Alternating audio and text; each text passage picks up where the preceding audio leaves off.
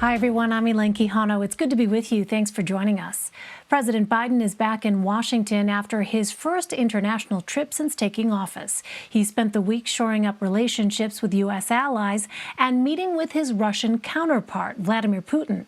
The fate of the president's infrastructure bill remains uncertain, but the process appears to be inching forward. 11 Republican senators have expressed support for a new bipartisan framework. That's enough to bypass the filibuster if 49 of the 50 Senate Democrats get on board. Washington did find bipartisanship in passing a bill to make Juneteenth a federal holiday. On June 19, 1865, the last enslaved Americans in Galveston, Texas, got word the Civil War was over and they were free. Here's how President Biden celebrated signing the bill into law.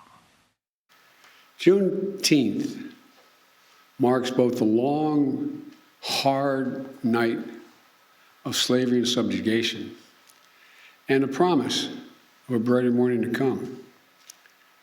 This is a day of profound, in my view, profound weight and profound power.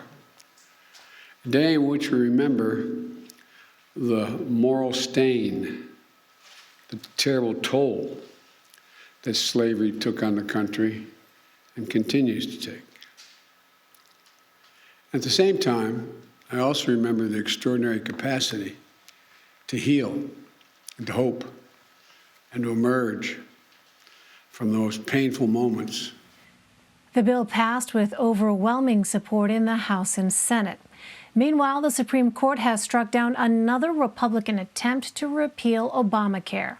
The High Court ruled 7-2 to leave the Affordable Care Act in place. They ruled a group of GOP-led states lacked the legal standing to challenge the legislation. And last night, former President Trump admitted he did not win the 2020 election, but still refused to drop baseless claims of widespread voter fraud. Here's part of that interview from Fox News.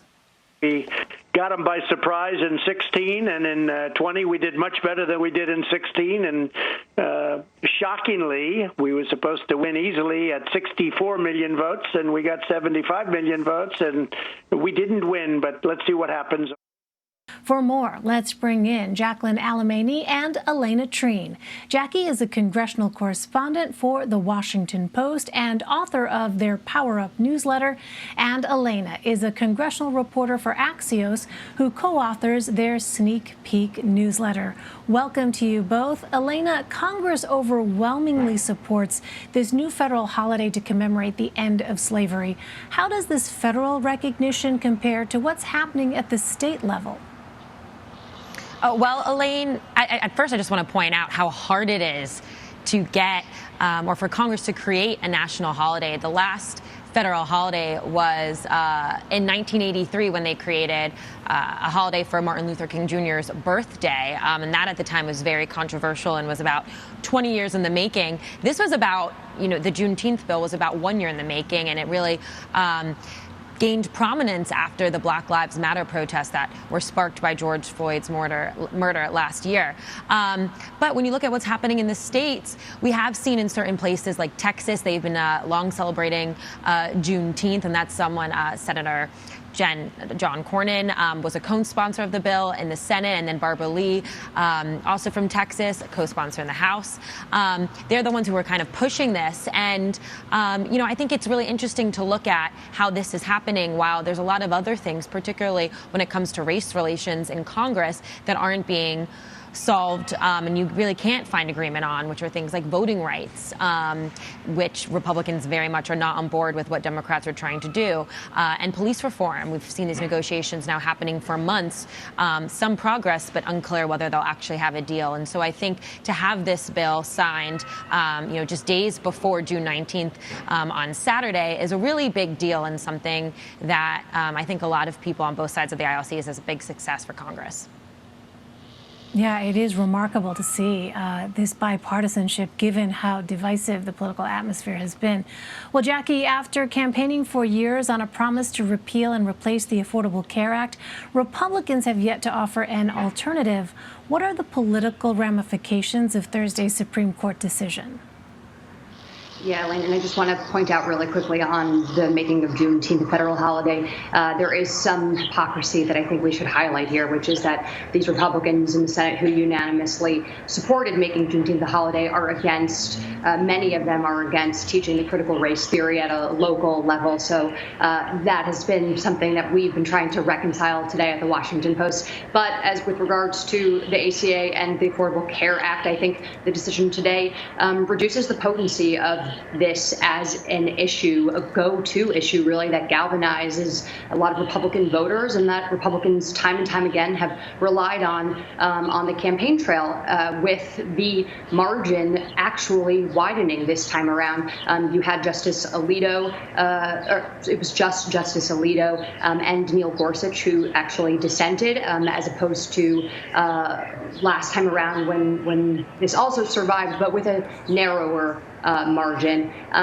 But I think that's why you see these cultural issues popping up now, as congressional Republicans have struggled to create an alternative to the ACA, and that's become further enshrined in the healthcare and the lives of Americans on a daily basis. And so you have Republicans leaning on things like critical race theory and these culture wars as they gear up for the 2022 midterms. Jackie, can we go back to that for a moment? I think, some of our viewers may be familiar with that term, critical race theory, others not so much. Can you just break down for our viewers who may not know what that is exactly? What is the essential argument being put forth by some conservatives about why they feel critical race theory should not be taught in public schools? That is a great point, Elaine. My apologies for not further clarifying. And actually, it is a question that a Forbes reporter asked several Republicans throughout the day who struggled to actually define the theory. But it's a decades-old academic concept that studies racism as a social construct, as opposed to something that is solely tied to an individual, and that it sort of examines the lingering effects that has on society. But Republicans are opposed to dredging this up. They want Americans to view things in a more positive light. As Senator John Cornyn told me today, he supports Juneteenth. He represents Galveston, Texas, but he's against critical race theory because he thinks that this country has made progress and wants to move forward. And he actually quoted Martin Luther King, claiming that, like Martin Luther King, he wants children to be viewed by their character and not by the color of their skin. Well, it's certainly a debate that we're going to continue to hear a lot more about. Let's turn to infrastructure. Alayna, a bipartisan infrastructure deal is gaining some steam after at least 21 senators announced their support. Now, that plan includes $579 billion in new spending, yet Democrats are also pursuing a separate Democrats-only plan. So which plan seems most likely? It's really hard to tell right now, Elaine. I think that it's hard to look at it. You have to look at it in two separate angles. And one is from what progressive Democrats want versus what more moderate Democrats and Republicans want, and whether, Republicans can get on board with any sort of infrastructure deal that has Joe Biden's name on it.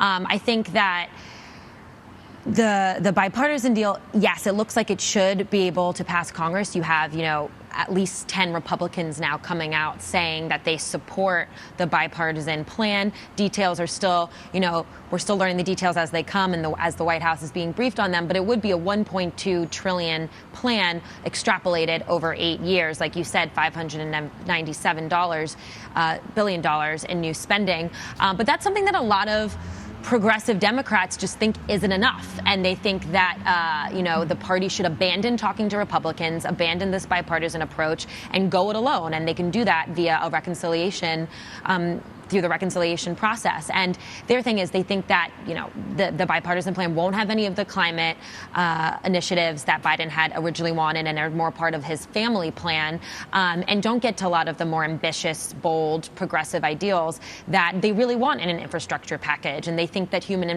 infrastructure is, rightly infrastructure, something that Republicans don't. And so the progressives' fear is that really, if they do go down this bipartisan route, will moderate Democrats still want to pass a reconciliation package, and that's people like Joe Manchin, Kyrsten Sinema, and it hasn't been clear whether they would. And so I think that it's a lot of back and forth on infrastructure that we're going to have to keep watching in the next few weeks and see how these negotiations go. So, Jackie, given what Alayna just spelled out there, where does that leave the White House? Of course, this is a president who campaigned on the idea of being able to get bipartisan deals done, on the idea that he was someone who would bring bipartisanship back to Washington. But here, as Alayna points out, you have Democrats who are not at all satisfied with what they are seeing in this bipartisan deal so far. Yeah, Elaine, this is certainly a major test for Biden's theory of the case of why he wanted to run for president and claimed he was best suited for the job. But look, he's coming back from a successful trip overseas to a bipartisan bill that proposes being paid for through a number of taxes that Joe Biden has said he's against, which includes indexing the gas tax to inflation, increasing IRS enforcement to collect unpaid taxes, and also repurposing existing federal funding, maybe even some of that funding that was used for the COVID relief package, which Joe Biden has also said that he is against, along with the White House being against raising and creating gas taxes.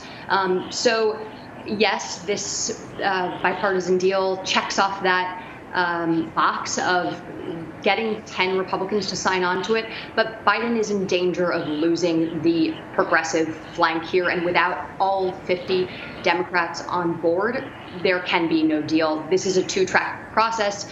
Democrats have been patient as the bipartisan group has been trying to move forward and figure something out, but simultaneously they put together a $6 trillion package that might be pushed through budget reconciliation that's building off of the original proposals that Biden unveiled months ago.